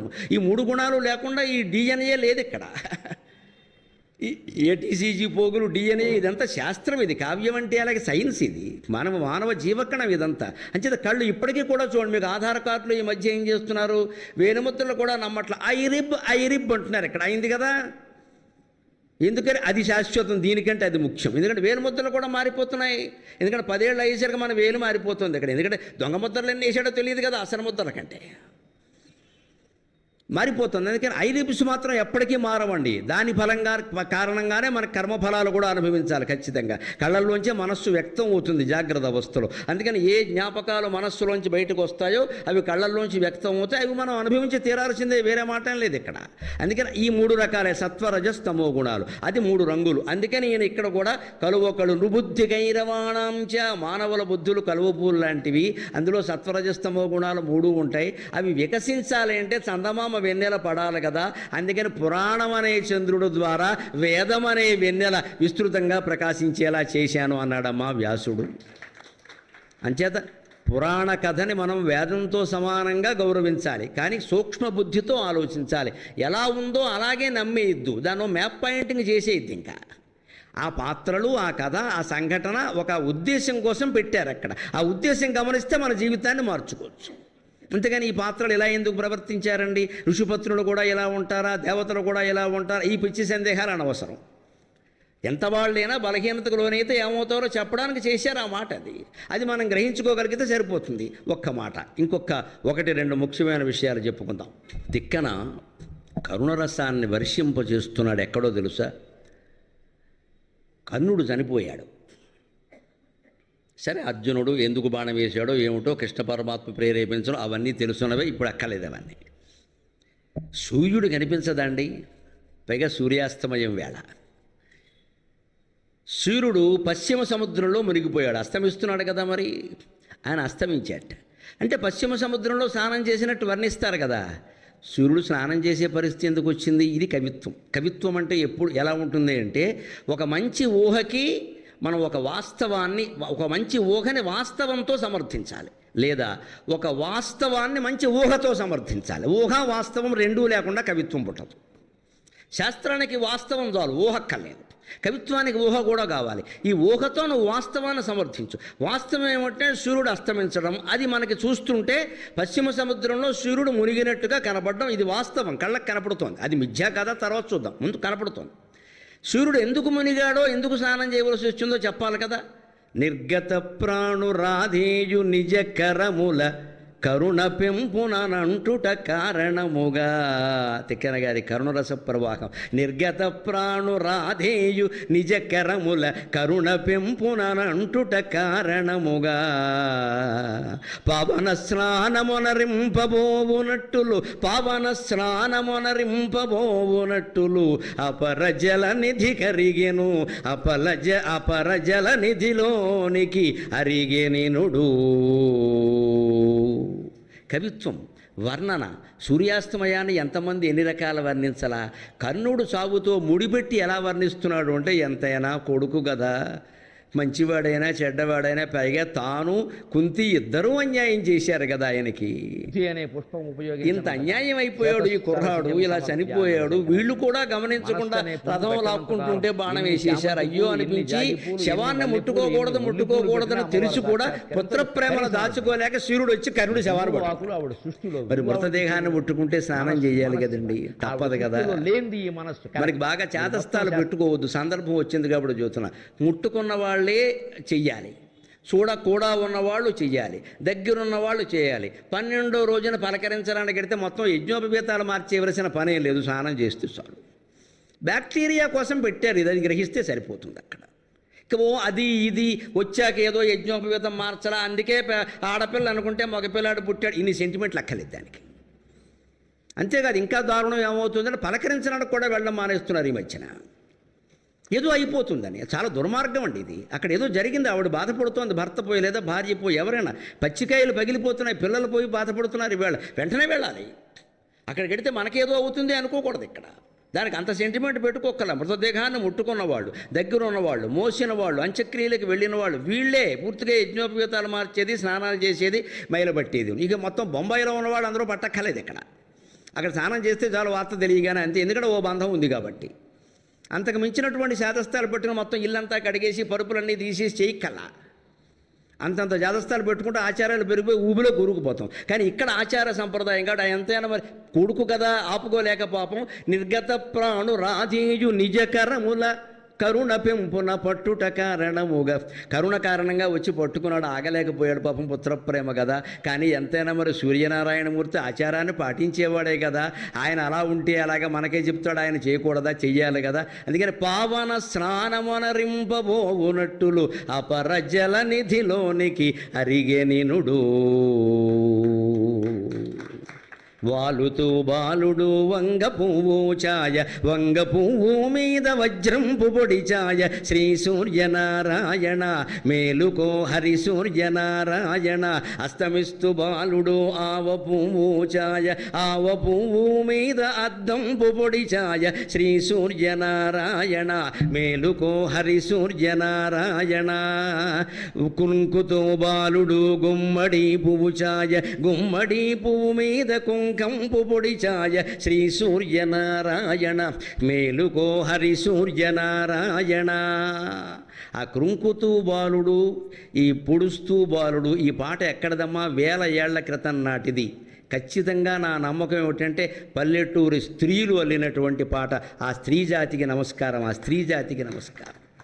ఆ యతిప్రాసలు ఏమిటి, ఆ వాడకం ఏమిటి, ఆ కవిత్వం ఏమిటి. ఉదయిస్తే బాలుడు ఉల్లి పువ్వులా ఉన్నాడా, పొడుస్తూ బాలుడు పొన్న పువ్వులా ఉన్నాడా, ఏం ప్రాసలండి అవి. ఒక్కసారి వింటే మర్చిపోలేము అసలు. అంతే. అటువంటి సూర్యుడు అపరగిరికి వెళ్ళి పశ్చిమ సముద్రంలో ఎందుకు స్నానం చేశారంటే మైల స్నానం అంట. ఎంత కొడుకైనా తప్పదు కదా, పైగా కొడుకు తండ్రి ఎక్కువసార్లు చేయాలి. తండ్రి పోతే కొడుకు 30 సార్లు స్నానం చేయాలి. అందుకే నదీ తీరంలో చేస్తారు కర్మకాండ. అలాంటి వర్ణన కరుణరస ప్లావితంగా చేశాడు. అంతేకాదు బీభత్సరసం మనలో చాలామందికి తెలియదు. ఈ ఆముక్త మాల్యదలో ఉన్న బ్రహ్మరాక్షసుడి దగ్గరికి వెడితే కానీ ఆ వర్ణన దొరకదు. కానీ ఇవాళ చెప్పి తీరాలి ఆ విషయం. ఎందుకోసం అంటే ఈ మధ్యనే మీరు గమనించారు, భార్యను చంపేసి 32 ముక్కలు చేశాడు ఒకడు. వీళ్ళేం తక్కువ తినలా, భర్తను చంపి 28 ఓ 4 తక్కువ. ఇంకోడు తండ్రిని చంపాడు, వాడు ముక్కలు చేశాడు. ఏమిటో మొత్తం ముక్కలు చేయడం ఓ ఫ్యాషన్ అయింది, చంపడం కాకుండా. ఇవి ఎందువల్ల వస్తున్నాయండి? వెబ్ సిరీస్, స్మార్ట్ ఫోన్లో చూసే భయంకరమైన దృశ్యాలు. వీటి వల్ల ఖచ్చితంగా మనుషులు చెడిపోతారు అని తిక్కన సౌప్తిక పర్వంలో చెప్పాడు. సుప్తి, నిద్రలోనే కదా అశ్వత్థామ అందరినీ చంపేసి 3000 మందిని చంపాడండి. 3000 మందిని. ఆయన నిజంగా ఒక దృశ్యాన్ని చూడకపోయి ఉంటే ఆ పని చేసేవాడు కాదు. కేవలం దుర్యోధనుడు రెచ్చగొట్టినంత మాత్రాన ఆ పని చేయలేదు ఆయన. ధృష్టద్యుమ్నుడి మీద ఆయన కక్ష ఉంది, తండ్రిని చంపాడు కాబట్టి. ఉపపాండవుల మీద ఏముంటుందండి? అంత కక్ష ఏం లేదు. ద్రౌపదికి సంబంధించిన వాళ్ళు, ద్రౌపదికి సంబంధించిన వాళ్ళు అందరినీ చంపాలని ఏం లేదండి. ధృష్టద్యుమ్నుడి మీద ఉంది. కనిపించిన వాళ్ళలా నరికేశాడు. ఆయన చూసిన దృశ్యం ఏమిటో తెలుసా? కృపాచార్యుడు, కృతవర్మ, అశ్వత్థామ సౌప్తిక పర్వంలో దుర్యోధనులతో సమావేశం అయిన తర్వాత వచ్చేసి అర్ధరాత్రి వేళ ఒక చెట్టు దగ్గర కూర్చుని ఉంటే, చెట్టు కింద ఆ చెట్టు మీద దృశ్యం చూశాడు. వీళ్ళిద్దరూ పడుకున్నారు, వాడికి నిద్ర అట్లా. కక్ష ఉన్నవాడికి నిద్ర ఎలా పడుతుందండి? కృపాచార్యుడు కాస్త మేలు వాల్చాడు, 18 రోజులు చచ్చాం చాలు అని పడుకున్నాడు. ఆయన వేరు మీద తలపెట్టి, చెట్టు వేరు మీద తలపెట్టుకుని. కృతవర్మ కూడా పడుకున్నాడు. అశ్వత్థామ నిద్రపోల. ఆయన పైకి తలెత్తి చూశాడు. ఆ చెట్టు నిండా కాకులు ఉన్నాయి. ఒక గుడ్లగూబ వచ్చింది. అది గుడ్లగూబ కాకుల్ని చంపేసిన విధానాన్ని చూశాడు.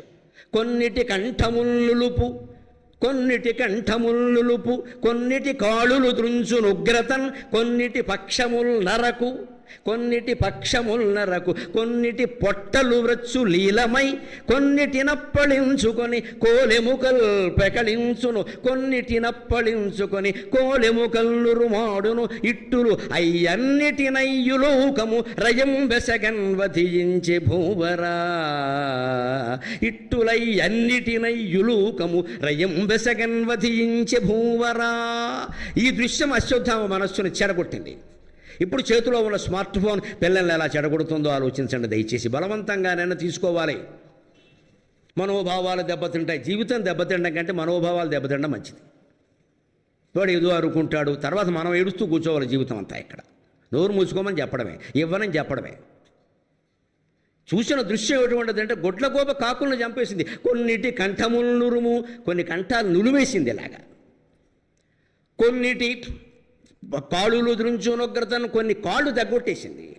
కొన్నిటి పక్షములకు, కొన్నిటి రెక్కలు నరికేసింది. ముక్కుతోటే ఇదంతా, గోళ్లతోటి, కాళ్ళతోటి, ముక్కుతోటి ఇంత పని చేసేసింది. కొన్నిటి పొట్టలు వ్రచ్చులీలమై, కొన్నిటిని ఇలా పడుకోబెట్టి పొట్ట చీల్చేసింది. కొన్నిటిని అప్పళించుకొని కోలెముకలను రుమాడును, కొన్నిటిని ఇలా దగ్గరికి ఇలా అప్పళించుకుని కౌగిట్లోకి తీసుకుని అందులో పెద్ద పెద్ద ఎముకలు, కోలెముకలు అంటారు. కోలు అంటే పెద్ద, గొప్ప అని అర్థం. అక్కడ కోలు కోలో ఎమ్మ కోలో నా సామి అని పాట ఉంటుంది చూడండి. తెలుగులో కోలు అంటే గొప్ప, లెస్స, అవ్వ అన్నట్టుగా అన్నమాట. కోలని కోలెముకలను రుమాడు. తిక్కన గారి భాష తెలిస్తే అటువంటివి తెలిస్తే ప్రయోగాలు. అందుకని పెద్ద పెద్ద ఎముకలు, చిన్న చిన్న ఎముకలు తేడా లేకుండా మొత్తం నుగ్గు చేసేసింది. ఇట్టులై అన్నిటినయ్యులూకము, శబ్ద ప్రయోగంలో తిక్కన ఘనత. అయ్యన్నిటినయ్యులూకము, యాకింద యావత్తు గట్టిగా పలకాల తెలుగు మాస్టర్ ఇక్కడ. అప్పుడే అయ్యన్నిటినయ్యులూకము అని కయ్యం అనే మాటలో యాకింద యావత్తు గుర్తించి ఇక్కడ బీభత్సరసం ఉందని అర్థం అవుతుంది. రయంబసగన్ వధించి భూవరా, ఇలా చీల్చి చెండాడ్డాన్న ఒక పద్ధతి పాడు లేకుండా, యుద్ధనీతి దేన్ని పాటించకుండా మొత్తాన్ని చంపేయడం ఉందే. ఒక్క గుడ్లగూబే కొన్ని 100 కాకుల్ని. అది చూసిన అశ్వత్థామ ఆ ప్రభావంతో పాండవ శిబిరంలోకి వెళ్ళి నిద్రపోతున్న ఉప పాండవులను లేపకుండానే తుదముట్టించేశాడు. ధృష్టద్యుమ్నుడిని అడ్డంగా నరికేశాడు. అక్కడికి వాడు అడిగాడు, నువ్వు బ్రాహ్మణుడు అయ్యా, నేను క్షత్రియుణ్ణి, క్షత్రియుడికి పిశాచ మరణం పనికిరాదయ్యా. ఇలాగా కంఠానికి వింటి నారి బిగించాడు, ఉరి తీస్తున్నాడు. వద్దు, బాణమెట్టు కొట్టు అన్నాడు ధృష్టద్యుమ్నుడు. అక్కడ ఆశ్చర్యంగా ఉంటుంది వాళ్ళ మనస్తత్వం. నేను నిలబడతాను, బాణమెట్టు కొట్టే, అది మంచి మరణం, ఇలా చంపకండి. నేను నా నాన్న ఎలా చంపావు నువ్వు అని ఇలా పట్టుకుని ఇలా వింటి నారి పెట్టి ఇలా ఉరి తీసేశాడు వాడిని. ఇంత దౌర్భాగ్య పని ఎందుకు చేశాడు అశ్వత్థామ? బ్రాహ్మణుడు అయి ఉండే అంటే, ఒకటి ద్రోణాచార్యుడిది రజోగుణం, ఈయనది తమోగుణం. అడ్వాన్స్ అయిపోయాడు బాగా ఆయనకంటే. భీష్మాచార్యుడు వీళ్ళందరిది సత్వగుణం, ద్రోణాచార్యుడు రజోగుణం. ద్రౌపదుడు 2 ఆవులు ఇవ్వలేదనే కక్షని ఆయన 15వ రోజు చచ్చే వరకు మాట్లాడుతూనే ఉన్నాడు. ఆయన అంత అవసరమా? అంత కక్ష వదిలేయకూడదా ఆ విషయాన్ని? మన జీవితాల్లో మనం అంతే. కక్షల కార్పణ్యాలు పెంచేసుకుంటూ ఉంటే చచ్చిపోతాం, ముందు మనకే రోగాలు వస్తాయి, అవతల వాళ్ళు బాగానే ఉంటారు. ద్రోణాచార్యుడు అలాగే పెంచుకో. ఇదంతా చూసేవాడు అశ్వత్థామ. వాడేమయ్యాడు? తమో గుణానికి లోనయ్యాడు. అంటే తెలుగులో సామెతమ్మ, తల్లిదండ్రులు తిట్టుకుంటూ లేస్తే పిల్లలు కొట్టుకుంటూ లేస్తారట. ఎందుకంటే తల్లిదండ్రులు తెలుగు మీడియం, పిల్లలు ఇంగ్లీష్ మీడియం కదా. వీళ్ళు తిట్టుకుంటూ లేస్తే వాళ్ళు కొట్టుకుంటూ లేస్తారు. అందుకని వీళ్ళ లేవకూడదు, ప్రశాంతంగా లేవాలి, హాయిగా. తల్లి తండ్రి లేవగానే శుభోదయం అని హాయిగా పలకరించుకోవాలి. అప్పుడు ఆ పిల్లలు చూస్తే అమ్మ నాన్న ఎలా మాట్లాడుకుంటున్నారు హాయిగా. ముచ్చు మొహం పెట్టుకుని ఈవిడ, పిచ్చి మొహం పెట్టుకుని ఆయన, అందుకంటే వెర్రి మొహాలు వేసుకుని వీళ్ళు. కనీసం అప్పుడేరా పొద్దున లేవగానైనా భార్యని భర్తని ప్రేమగా పలకరించడమే. గొడవలు ఉంటే తర్వాత చూసుకుందాం కాఫీ తాగాక. అది పిల్లలు చూస్తే నేర్చుకుంటారు, కాపురాలు బాగుంటాయి, పిల్లలు బాగుంటారు. అది లేకపోవడం వల్ల అశ్వత్థామ ఇలా తగలబడ్డాడు. ఇది బీభత్సరసం అండి. ఇంకొక మాట చెప్పి నేను సెలవు తీసుకుంటా 5 నిమిషాల్లో. శాంతరసంతో ముగియాలి, బీభత్సంతో ముగియకూడదు కదా. అందుకే శాంతి పర్వంలో అద్భుతమైన వేదాంతాన్ని చెబుతాడు. తిక్కన గారి పద్యంలో చెప్పిస్తాడు. ధర్మరాజుకి భీష్ముడు చెబుతాడు. అందులో మళ్ళీ ఉపకథగా వ్యాసుడు శుకుడికి బోధించినట్టుగా వస్తుంది ఆ జ్ఞానం. అందులో నిజంగా ఏ మార్గం గొప్పది ఆధ్యాత్మిక రంగంలో అనడానికి గొప్ప ఉపమానాలు ఉపయోగిస్తాడు. కవిత్వం అంటే ఉపమాలంకారమే కదా. జ్ఞాన మార్గమా కర్మ మార్గమా? మనకి ఇవాళకి కూడా పెద్ద చర్చనీయాంశం అది.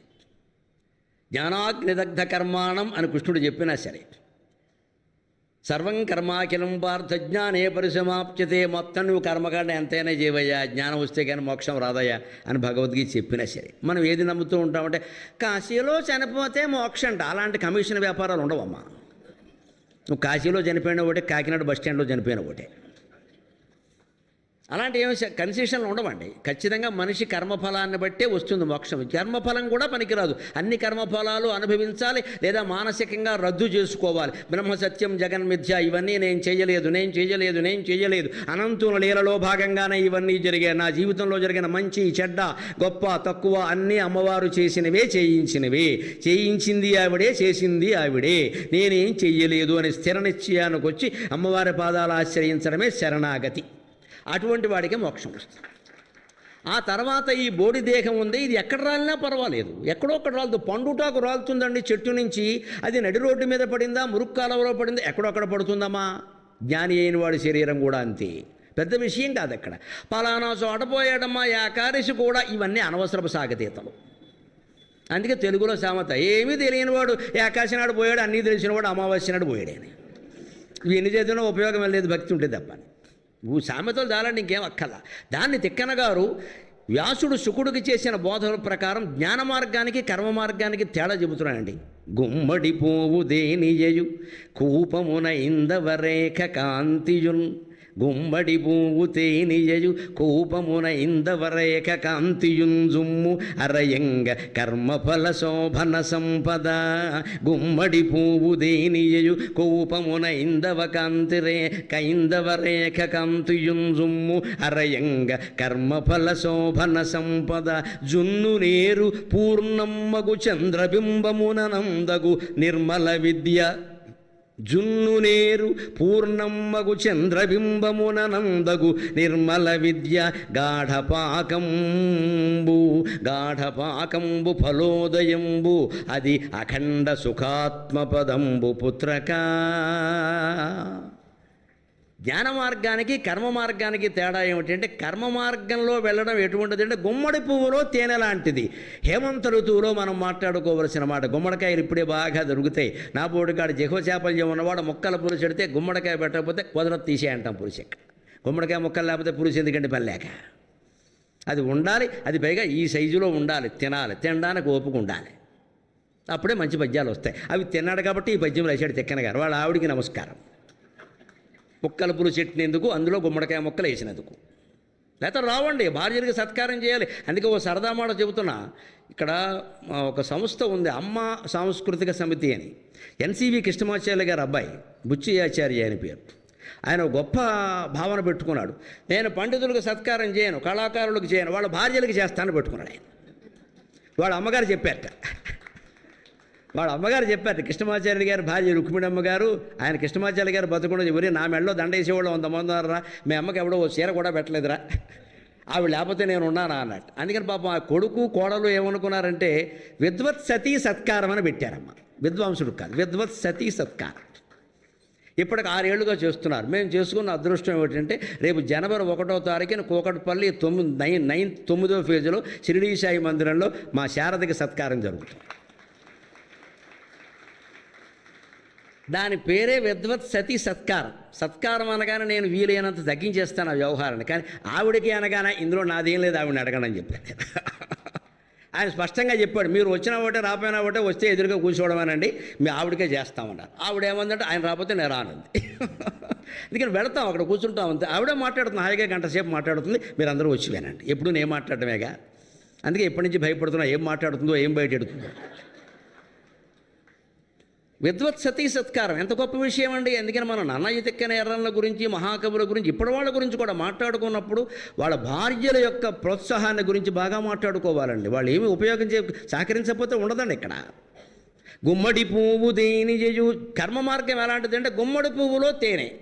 హేమంత ఋతువులో చెప్పుకోవాలి ఈ విషయం. గుమ్మడి పువ్వులో తేనె ఉంటుందండి, కానీ ఏమవుతుంది, హేమంత ఋతువు కారణంగా, నిత్యం కురిసే మంచు కారణంగా పలచబడిపోతుంది ఆ తేనె. పైగా గుమ్మడి పువ్వు చిన్నది, ఇంతలావేం పెద్దగా ఉండదు, దాంట్లో ఉన్నట్టే సరిగ్గా అది జారిపోతుంది, ఎక్కడికక్కడ పలచబడిపోతుంది. ఇంత ఉంది, అందులో తేనె ఉన్నప్పటికీ జారిపోతుంది. కర్మ మార్గం కూడా అంతే, జారిపోతుంది. ఈవేళ కాశీ వెళ్ళాలంటే రేపొద్దున శ్రీశైలం వెడితే కానీ కాశీ వెళ్ళిన ఫలం కూడా రాదు. అదెవడో చెప్తాడు. ఇక్కడ నీళ్ళు అక్కడ పోయాలట, అక్కడ నీళ్ళు ఇక్కడ పోయాలట. ఈ వెళ్ళిపోయిన గొడవ అంతా ఇది ఎంత చేసినా ఒకటే. అందుకని ఇలా గుమ్మడి పువ్వులో తేనె ఎటువంటిదో ఈ కర్మ మార్గం అంతేనే, ఎవడో నీ బుర్ర తినేస్తూ ఉంటాడు. అంతేకాదు, కూపమున ఇందవరేఖ కాంతియున్ నూతిలో చంద్రరేఖ కాంతి చూడమన్నాడు. అది కూడా కర్మ మార్గం అలాంటిది. నూతిలో చంద్రరేఖ కాంతి ఎంతసేపు ఉంటుందండి, చంద్రుడు పక్కకి వెళ్ళే వరకు ఉంటుంది, నుయ్యి పక్కకి వెళ్ళదు కాబట్టి. నుయ్యి అక్కడే ఉంది. నూతిలో చంద్రుడు అంటే ఎంతసేపు ఉంటాడు, 10 నిమిషాలు ఉంటాడు, తర్వాత ఉన్నాడు. కర్మ మార్గం కూడా అంతే. గుమ్మడి పువ్వులో తేనె కరిగిపోతుంది, పలచనైపోతుంది, జారిపోతుంది, దాన్ని నమ్ముకోకు. అలాగే నూతిలో చంద్రరేఖ, అది నమ్ముకోకు, ఉండదు. 10 నిమిషాల తర్వాత కనపడదు. చంద్రుడు ఎక్కడుంటే అక్కడ నువ్వు పరిగెత్తి పైకి చూడాలి, మళ్ళీ నూతులు ఉండవు. పైకి చూస్తూ పోయావనుకో తెలియక నూతిలో పడతావు. అంచేత కర్మ మార్గాన్ని నమ్ముకోకు. జుమ్ము అరయంగ కర్మఫల శోభన సంపద. ఎన్ని యజ్ఞాలు యాగాలు చేసినా, ఎన్ని దాన ధర్మాలు చేసినా, ఎన్ని సంస్థలు కార్యక్రమాలు చేసినా, ఏం చేసినా ఇదంతా అశాశ్వతమే, తాత్కాలికమే, శాశ్వత ఆనందాన్ని ఇవ్వదు. మరి జ్ఞాన మార్గం ఎటువంటిదండి, దాని నుంచే తీశాడు. గుమ్మడి పువ్వు తేనె అన్నాడు కాబట్టి ఇక్కడే ఉంటుంటే జున్ను నేరు పూర్ణమ్మగు చంద్రబింబము. కర్మ మార్గం గుమ్మడి పువ్వులో తేనె. జ్ఞాన మార్గం ఎటువంటిదంటే జున్ను నేరు, తేనె ప్రవాహం అన్నాడు. ఇక్కడ తేనె ఒక కాలువగా ప్రవహించడం ఉంది, అది జ్ఞాన మార్గం. ఒక తేనె కాలువలా ప్రవహించడం అంటే తేనె పట్టు, ఎంత తేనైనా ఉంటుంది, తెచ్చుకుని ఇంట్లో పెట్టుకుంటే శాశ్వతంగా ఉంటుంది ఖచ్చితంగా. అందుకని జున్ను ఏరు, జున్ను అంటే తేనండి, గమనించాలి. మన గేదె జున్ను ఆవు జున్ను కాదండి. ఇక్కడ గేదె జున్ను ఆవు జున్ను. అందుకే సినిమా పాటలు చూడండి, జుంటి మోవి అంటారు. జుంటి మోవి అంటే పెదవి ఎలా ఉందంటే తేనె మోవి అని. జున్నులా మోవి ఉండదు కదా, జున్నులా ఎందుకు ఉంటుంది పెదవి? జుంటి మోవి అంటే తేనెలుకే పెదవి అని అర్థం. అక్కడ జున్ను అంటే తేనె. మనకి వాడుకునే ఇప్పుడు గేదె జున్ను వచ్చింది, కానీ పూర్వకావ్యాల్లో జున్ను అంటే తేనె. తంగేటి జున్ను అంటారు. తంగేడు చెట్టుకు పట్టిన తేనె పట్టు. ఎందుకంటే ఆయుర్వేదం మందులన్నిటికీ తేనె అనుపానం. తంగేడు చెట్టుకి తేనె పట్టు పడితే ప్రయోజనం ఏమిటంటే చెట్టు కొమ్మ అంటించేస్తే తంగేడు భస్మం బాగా ఉపయోగిస్తుంది ఆయుర్వేదంలో. ఆ భస్మం తేనెలో పడింది కాబట్టి అనుపానం కూడా అక్కల్లా మొత్తం కలిసి వస్తుంది. అందుకని తంగేడు జున్ను అంటాడు. మనుచరిత్రలో ప్రభరాక్షుడు ఎటువంటి వాడు అంటే గృహస్థుడు తంగేడు జున్ను అంటాడు. తంగేడు చెట్టుకు తేనె పట్టు పడితే ఒక్కసారి అంటించేస్తే తేనె పట్టు అంటించినట్టే, కొమ్మ అంటించినట్టే ఆ బెరడు మందుకు పనికొస్తుంది. అది తేనెలో కలిసింది కాబట్టి బ్రహ్మాండంగా పనికొస్తుంది. అంటుకుంటుండగానే హాయిగా నాకే ఇచ్చి ఇబ్బందులా అని తంగేడు జున్ను దగ్గరున్న వస్తువు అని వాడాడు. అలాగా జున్ను నేరు, తేనె ప్రవహించడం లాంటిది జ్ఞాన మార్గం. అంటే ప్రవాహం కాలువలో ఉందనుకోండి, ఎంతమంది అయినా మంచినీళ్ళు తాగొచ్చు, కాలువేం తరిగిపోదు కదా. జ్ఞాన మార్గం అటువంటిది, ఎంతమంది అయినా ఎంత శాశ్వతంగానైనా పొందొచ్చు. అంతేకాదు, అది నూతిలో చంద్రరేఖ. ఇది పూర్ణమ్మగు చంద్రబింబము, పున్నమి నాటి చంద్రుడు, తెల్లవార్లు చూడొచ్చు. పైగా అష్టమి చంద్ర విభ్రాజదళిక స్థల శోభిత అన్నట్టుగా శుక్లపక్షంలో అష్టమి వచ్చే వరకు చంద్రకాంతి చాలా బాగుంటుంది. మళ్ళీ కాస్త ఓపిక పడితే కృష్ణపక్షంలో కూడా అష్టమి నుంచి మళ్ళీ అమావాస్య వరకు చూస్తే తూర్పు దిక్కున తెల్లారకట్ట చంద్రకాంతి బాగుంటుందండి. తెల్లారకట్ట ఈ శుక్లపక్షంలోనేమో సాయంత్రం 7 గంటలకు బాగుంటుంది, కృష్ణపక్షంలో తెల్లారకట్ట బాగుంటుంది. మనకి లేచే ఓపిక ఉండాలి. కానీ 4ంటికి లేచి ఆ 5:30 వరకు మీరు తూర్పు దిక్కును చూస్తే కృష్ణపక్షంలో అర్ధచంద్రాకారం బ్రహ్మాండంగా కనపడుతుందండి, చక్కగా ఉంటుంది. అంతే చంద్రకాంతి పూర్ణబింబం తగ్గినప్పటికీ కనపడుతుంది ఆకాశంలో ఉన్న చంద్రుడు. అది పూర్ణచంద్రుడు లాంటిదయ్యా. ఇది నువ్వు తెలుసుకో. పూర్ణబింబు చంద్రబింబంబగు. అటువంటప్పుడు ఎలా ఉంటుందంటే ఫలోదయం ఎటువంటిదయ్యా అంటే అఖండ ఫలోదయంబు, అది అఖండ సుఖాత్మపదంబు పుత్రక గాఢ పాకము, అది ఫలోదయంబు. గాఢమైన పాకం అంటే ఎప్పుడూ శంకరాచార్య వివేక చూడామణిలో చెప్పినట్టుగా కషాయే కర్మభి పక్వే తతో జ్ఞానం ప్రసూయతే అన్నట్టుగా ఆలోచించాలి. ఏ పని చేస్తున్నా సరే దీని సారాంశం ఏమిటి, ఎందుకు చేస్తున్నాం ఇదంతా, ఇంత సంసారం చేశాం, ఇంతమంది పిల్లల్ని కనాం, వీళ్ళని ఏదో చదివించాం, పైకి తీసుకొచ్చాం, పెళ్ళిళ్ళు చేసాం, మళ్ళీ వాళ్ళ పిల్లల్ని కనారు, ఈ బారసాల్లో అన్నప్రాసనలో ఇంతేనా ఇంకేదైనా ఉందా, ఇదే ఆలోచించడం. ఇదే కషాయం తిరుగుతూ ఉంటే, కషాయంలో గరిటె పెట్టి తిప్పుతూ ఉంటే ఆయుర్వేద వైద్యుడు పదును రావడం కోసం చూస్తాడే, అలా మనం చేసే ప్రతి పనిని ఆలోచించాలి. ఎంత సభ పెట్టాం, ఇంతమంది జనం వచ్చారు, అందరూ అలా నిలబడి ఎక్కడో నిలబడి వింటున్నారండి. ఎంత ఆశ్చర్యకరమైన విషయం. సాహిత్యానికి 21వ శతాబ్దంలో ఇంత ఆదరణ ఉందని నిరూపించారు. నేను ప్రత్యేకమైన వేషంలో రాబట్టి కానీ నేను వెళ్ళడానికి కూడా చోటు కనబట్టలేదు. ఇంత ఆదరణ ఉంది కదండి, మనం ఎందుకు నీరసపడాలి? ఇదంతా యువభారతి వారు చుట్టూ ఆవరించిన చీకట్టి తిట్టుకోవడం కొంటూ కూర్చోకుండా ఒక చిన్న దీపాన్ని వెలిగించడం వల్లే జరిగింది. అంచేతన జీవితంలో నీరసపడద్దు. కాలం ఎప్పుడూ చక్రం లాంటిది. పూర్వాచారాలు అన్నీ పోయే మళ్ళీ రావద్దు అన్న చాలా పొరపాటమా, అవే మళ్ళీ వస్తాయి. అనుమానమేలా. మళ్ళీ కచ్చాపోస కట్టుకునేవాళ్ళు లక్షల్లో ఉంటారమ్మా, కంగారు పడకండి. కాలం రాబోతోంది. కాలం చక్రం. కాలం నిచ్చెన కాదండి. ప్రాచీన ఆచారాలు, ప్రాచీన భాషలు, ప్రాచీన సంప్రదాయాలు, ప్రాచీన సంస్కార మర్యాదలు కూడా రాబోతున్నాయి. మనం స్వాగతం పలుకుదాం హాయిగా. కాకపోతే పాపం పండాలి. అది మనం ఉండగానే రావాలి, మనం చూడాలి, ఫోటో తీసుకోవాలనేది వద్దు. ఇక్కడ మనం ఉండొచ్చు, ఉండకపోవచ్చు, వస్తాయి. కాలం ఎప్పుడు చక్రం అండి. కృతయుగం తర్వాత మళ్ళీ కలియుగం రావట, కలియుగం తర్వాత కృతయుగం రాదా. ఇంత పిశాచంలా ప్రవర్తించిన అశ్వత్థామ తర్వాత ఏమవుతాడు అనుకుంటున్నారు మీరు? తర్వాత ఇప్పుడు వచ్చే ద్వాపరయుగం ఉంది కదా, 29వ మహాయుగంలో ద్వాపరయుగం. ఆయన వ్యాసుడమ్మా, తర్వాత వ్యాసుడు ఆయన. మరి పిశాచ ప్రవర్తన ఏమిటి? ఆ వ్యాసుడు అదే ఇదే, ఏ సంచి కాసంచే. పాపాలే, తపస్సే. ఆయన మహాతపస్సు చేశాడు, మహాతపస్వి అశ్వత్థామ. ఆ బుద్ధి అలా పరిణమించిన దాని ఫలితం అనుభవించాడు. తపఫలాన్ని వ్యాసులుగా పొందుతాడు. ఇది మనం భారత సారాంశంగా గ్రహిద్దాం. కావ్యం మహాకావ్యంగా దీన్ని అర్థం చేసుకుందాం మనం. అలాంటి అందించగలిగినటువంటి తిక్కన గారికి ఒక పద్యంలో నమస్కారం చేసి మనం సెలవు తీసుకుందాం. వెలయన్ భారత గాథ వ్రాశను మనోవిశ్లేషణారీతి వాగ్విలసన్మోహన పద్య గద్య రచనావిర్భూత మోద ప్రభా నిలయంబుల్గద తిక్కనార్యుకృతులు. వెలయన్ భారత గాథ వ్రాశను మనోవిశ్లేషణారీతి వాగ్విలసన్మోహన పద్య గద్య రచనావిర్భూత మోద ప్రభా నిలయంబుల్గద తిక్కనార్యుకృతులు. నన్నైన సంచలితుంజేయును యుద్ధఘట్టములు. నన్నైన సంచలితుంజేయును యుద్ధఘట్టములు. దృశ్యస్ఫూర్తి మంత్రాంగములు.